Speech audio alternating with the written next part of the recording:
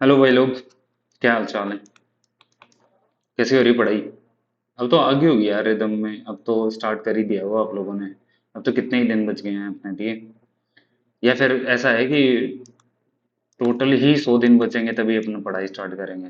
ऐसा तो नहीं है ना भाई? 100 दिन भी आ जाएंगे, कोई दिक्कत नहीं है, बट अपना पढ़ना शुरू कर दो। बाकी अभी तक हम लोगों ने 13 थीम की वीडियो आप लोगों के साथ शेयर कर दी हैं। इनको जाके देख लेना, इनकी पीडीएफ भी प्रिंट निकाल के और पढ़ते रहना, रिवीजन करते रहना। ये कौन से, ऐसा नहीं है कि हम लोग जो टॉपिक पढ़ा रहे हैं वहां से आएंगे। बात ये है कि ये पीवाईक्यू बेस्ड क्वेश्चंस हैं।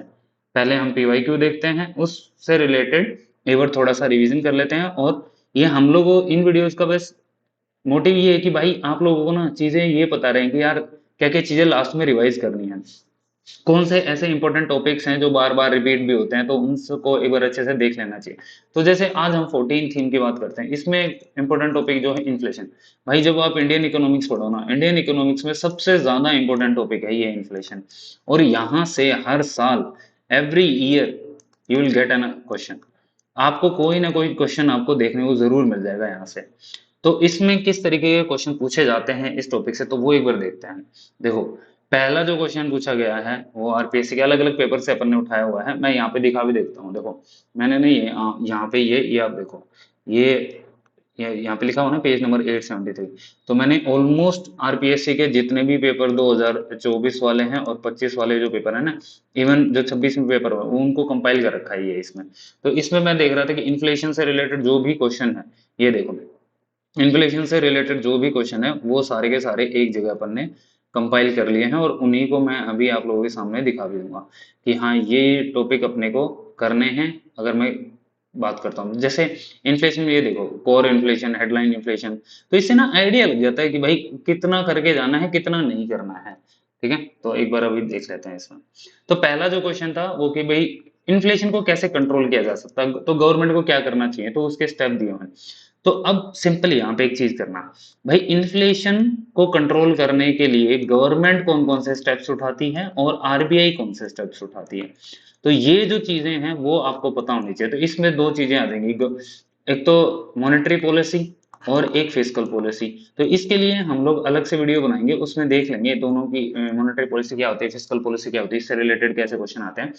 प्लस में फिर आरबीआई पैसे को कैसे कंट्रोल करती है, कि भाई सीआरआर है, रिवर्स रेपो रेट है, इंटरेस्ट रेट है, वो अलग अलग तरीके हैं, वो सारे के सारे जितने भी इंटरेस्ट रेट है वो भी हम लोग देख लेंगे।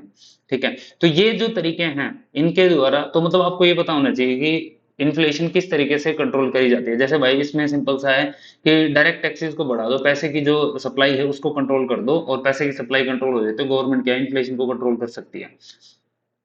फिर इन्फ्लेशन किस तरीके से मापी जाती है, मेजर किस तरीके से करी जाती है। ठीक है, तो इसमें डब्ल्यूपीआई, होलसेल प्राइस इंडेक्स जो है, उससे क्या है, इन्फ्लेशन मेजर करी जाती है। अब यहाँ पे हमारे सामने आ जाता है कि हमें डब्ल्यूपीआई पता हो, सीपीआई पता हो। अब सीपीआई की जो चार टाइप है वो भी पता हो। प्लस में ये हमें देखना है कि वो कौन सी मिनिस्ट्री के द्वारा रिलीज करे जाते हैं, मंथली रिलीज करे जाते हैं। तो चार टाइप कौन कौन सी मिनिस्ट्री, भाई ध्यान रखना। ठीक है, फिर डब्ल्यूपीआई किसके द्वारा, है ना, रिलीज करी जाती है। इसमें डब्ल्यूपीआई में आप देखोगे कि सर्विसेज इंक्लूड होती हैं या नहीं होती हैं। इसमें गुड्स एंड सर्विसेज दोनों होते हैं, उसमें गुड्स गुड्स होते हैं, तो ये चीज का भी आपको ध्यान रखना है। ठीक है, तो इस तरीके के क्वेश्चन भी कई बार, बेसिक जो क्वेश्चन है वो भी पूछ लिए जाते हैं, और मैं अभी आगे भी आप लोगों को बताऊंगा। फिर आ जाता है जैसे ये भाई ओपन इन्फ्लेशन क्या होता है, demand pull inflation, ratchet inflation, suppressed inflation, ये different different types of inflation है। तो एक क्वेश्चन ये बन जाता है कि हमें टाइप्स ऑफ इन्फ्लेशन देखनी है कि इन्फ्लेशन किस किस तरीके से होती है। ओपन इन्फ्लेशन में बेसिकली क्या होता है कि उस पर कोई कंट्रोल नहीं होता, कोई गवर्नमेंट का कंट्रोल नहीं होता। डिमांड पुल इन्फ्लेशन पे मतलब डिमांड के अकॉर्डिंग चलती है। रेचेट सप्रेस में मतलब गवर्नमेंट कंट्रोल कर लेती है कि इन्फ्लेशन को कंट्रोल कर सकती है through different different mean. Ratchet में क्या होता है कि स्टेप वाइज एक सेक्टर में क्या होता है कि इन्फ्लेशन बढ़ती जाती है, लेकिन महंगाई बढ़ती जाती है, लेकिन अगर वहां पे डिमांड कम हो जाए फिर भी जो है चीज के प्राइसेस जो है वो कम नहीं होते हैं। ठीक है, तो इस तरीके से हम लोग यहाँ पे देख लें, तो हमें ये टाइप्स ऑफ इन्फ्लेशन हमें जरूर देख के जाना है, चाहे वो रेट के बेसिस पे हो, चाहे वो कॉजेज के बेसिस पे हो। तो ये भी आगे मैं आप लोगों को दिखा भी दूंगा। तो हमारे लिए अब इंपॉर्टेंट हो जाता है कि मेरे को ये चीजें पता हो, इनकी डेफिनेशन पता हो, कि ओपन इन्फ्लेशन में गवर्नमेंट का कोई कंट्रोल नहीं होता, सप्रेस में कंट्रोल होता है। डिमांड में भाई सिंपल सी बात है, डिमांड पुल इन्फ्लेशन में डिमांड बहुत ज्यादा हो जाती है rather than to supply, supply कम हो रही होती है, डिमांड ज्यादा होती है। फिर हमने ये भी देखा था कि कोर इन्फ्लेशन, हेडलाइन इन्फ्लेशन से भी क्वेश्चन आता है, ठीक है। तो हेडलाइन, ये तीन स्टेटमेंट दे रखी थी, तीन स्टेटमेंट में बता दिया कि कोर इन्फ्लेशन में जो है फूड के प्राइसेस और एनर्जी के प्राइसेस इंक्लूड होते हैं, बट कोर इन, आप देखोगे कोर में नहीं होते, कोर में ये एक्सक्लूड होते हैं, तो इंक्लूड नहीं होते, ये एक्सक्लूड किए जाते हैं, ठीक है। हेडलाइन में इंक्लूड होते हैं, ठीक है, हेडलाइन में इंक्लूड होते हैं, तो ये दोनों स्टेटमेंट यहाँ पे गलत हो जाती है। Headline inflation more volatile in nature, हाँ ऑब्वियस सी बात है, हेडलाइन में जब आप देखो कि फूड और एनर्जी जब इंक्लूड होगा, तो वो ऑब्वियस सी बात है, वो चेंज होते रहते हैं, तो वो इसलिए वो ज्यादा वोलेटाइल है रेदर देन कोर इन्फ्लेशन। तो इस तरीके के क्वेश्चन भी आप लोगों से पूछे जा सकते हैं भाई। फिर ये देखो, मैंने अभी आप लोगों से बोला टाइप अपने को देखना है कि भाई हाई रेट ऑफ इन्फ्लेशन भी है और हाई रेट अनएम्प्लॉयमेंट भी है, कि इन्फ्लेशन भी बहुत ज्यादा हो रहा है, उसके साथ साथ में बेरोजगारी भी बहुत ज्यादा बढ़ रही है, तो उसको स्टैगफ्लेशन बोलते हैं। तो ये cost push inflation, demand pull inflation, structural inflation, ये इसके टाइप भी हमें जरूर देख के जाने हैं। तो इससे रिलेटेड जो कर्व्स हैं वो भी देख लेना, फिलिप कर्व है ना। फिर ये भाई which of the following are the limitations of anti inflationary monetary policy, है ना। भाई क्या लिमिटेशंस हैं एंटी इन्फ्लेशनरी मॉनेटरी पॉलिसी की, तो जैसे कमर्शियल बैंक पोर्टफोलियो एडजस्टमेंट होता है, growth of national bank financial intermediaries, risk of destabilisation, ये लिमिटेशन है, तीनों की तीनों लिमिटेशन सही है। हाँ, कि जैसे मॉनेटरी पॉलिसी जो है वो कैसे वीक पड़ जाती है, वो इन तीन चीजों के कारण कई बार क्या हो जाता है कि मॉनेटरी पॉलिसी के थ्रू जो हम क्या बोलते हैं इन्फ्लेशन कंट्रोल करना चाहते हैं, तो इन चीजों के कारण इन पे लिमिटेशंस होती हुई हैं। ठीक है, फिर हम लोग देखते हैं कंज्यूमर प्राइस इंडेक्सेस है, मैंने आपको स्टार्टिंग में बताया था कंज्यूमर प्राइस इंडेक्स जैसे चार तरीके का होता है, तो ये कब कब रिलीज करा जाता है, किसके द्वारा रिलीज किया जाता है, तो ये भी एक बार चीज है। ये चारों के चारों NSO, ministry of statistics and programme implementation के द्वारा रिलीज नहीं करे जाते, तो ये इसका थोड़ा ध्यान रखना है।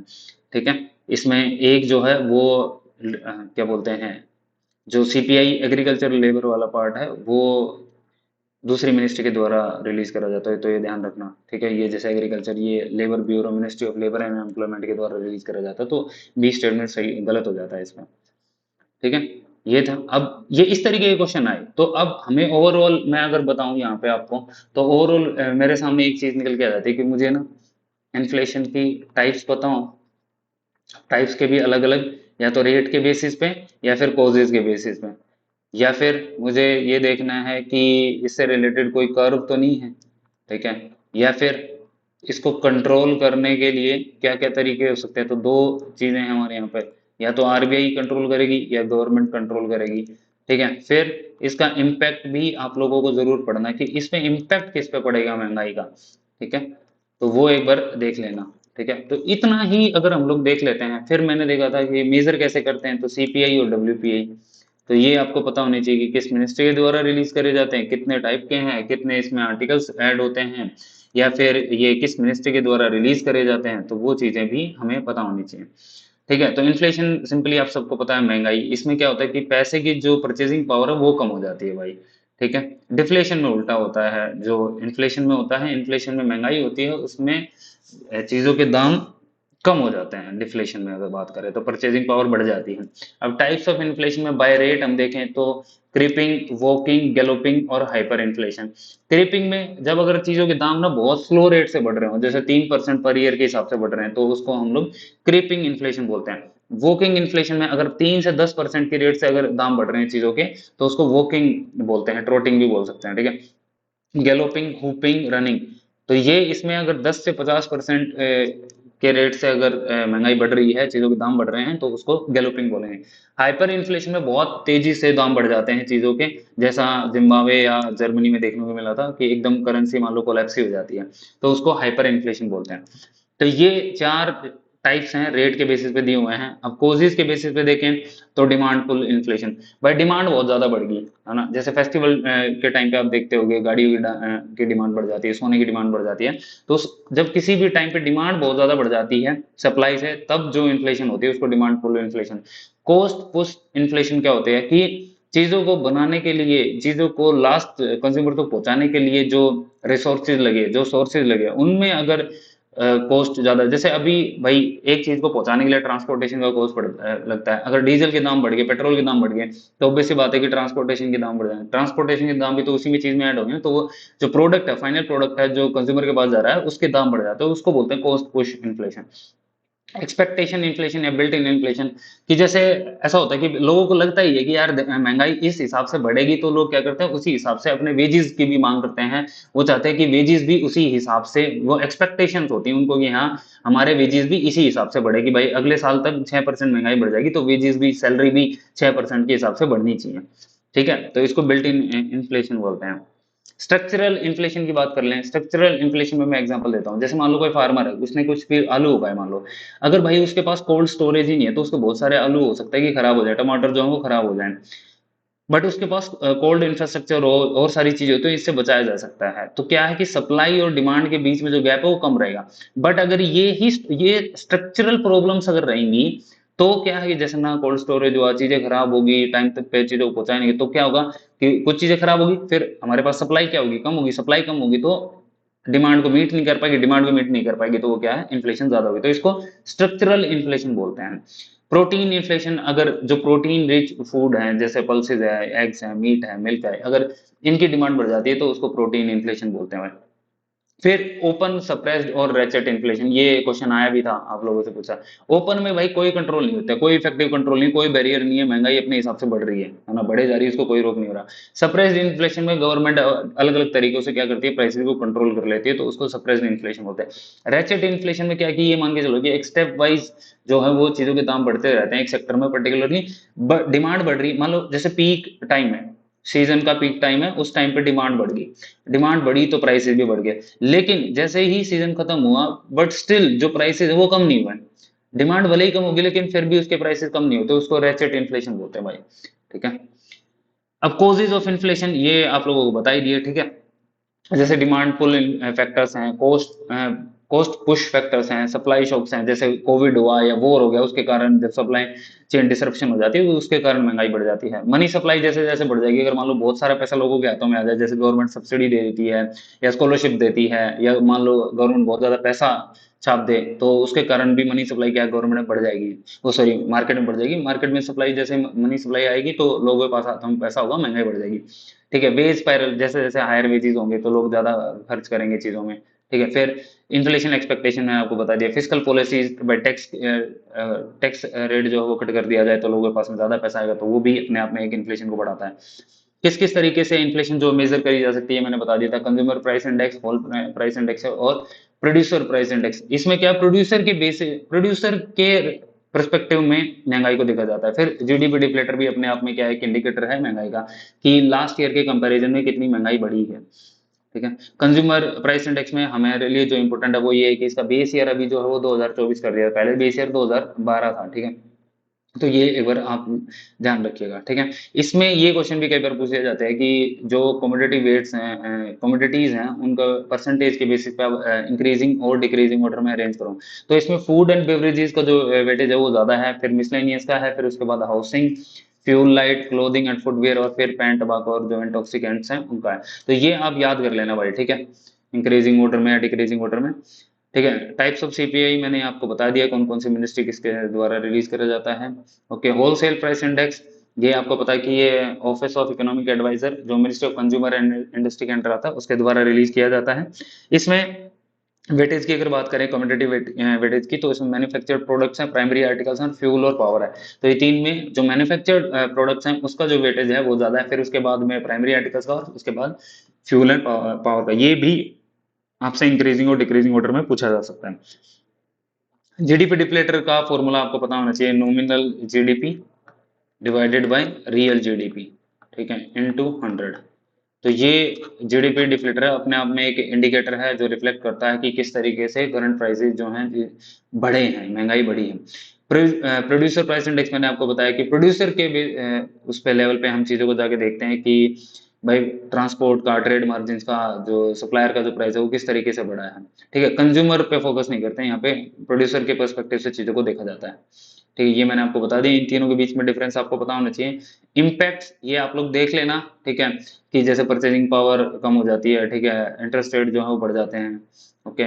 इनकम इनक्वलिटी, ऑब्वियस सी बात है कि जो गरीब लोग हैं उनका जो ज्यादा पैसा है वो एसेंशियल जो बेसिक जो चीजें हैं, जो रोजमर्रा के जीवन में जो चीजें हैं वो खरीदने में ही चला जाता है। अगर महंगाई बढ़ती है तो उससे तो वो ज्यादा चीजें हिट होती है, तो अपने आप में ये इनइक्वलिटी बढ़ती है इससे चीजें।